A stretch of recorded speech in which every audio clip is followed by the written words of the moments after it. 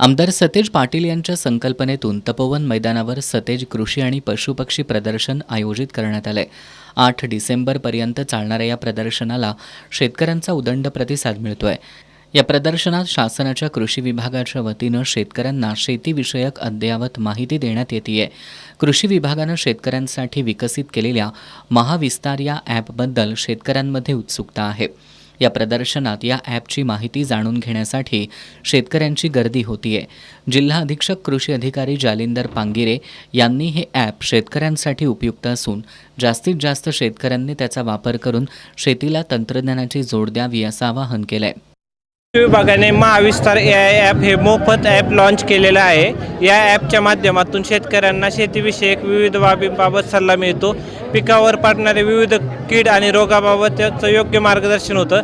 त्याचबरोबर पुढील 5 दिवसामध्ये त्या गावामधला जे हवामानाचा अंदाज आहे त्याबाबत देखील माहिती मिळते. त्याचबरोबर कृषी विभागाच्या ज्या विविध योजना आहेत याबाबतचं चांगलं मार्गदर्शन या ठिकाणी होतं आणि माती परीक्षणानुसार खताचं जे काही व्यवस्थापन करायचं त्याचं मार्गदर्शन देखील या ॲपच्या माध्यमातून होतं. या ॲपच्या माध्यमातून कृषीविषयक जे काही बाजारभाव आहेत वेगवेगळ्या बाजार समित्यामधले ते बाबतची, त्याचबरोबर वेगवेगळ्या साठवणुकीची सुविधा, गोडाऊन याबाबतची माहिती देखील ॲपच्या माध्यमातून होते.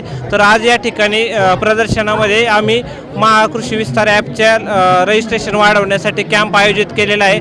कोल्हापूर जिल्ह्यातील जास्तीत जास्त शेतकऱ्यांनी या ॲपचा वापर करावा आणि आपली शेती समृद्ध करावी याबाबत या बातमीच्या अनुषंगाने मी आवाहन करत आहे.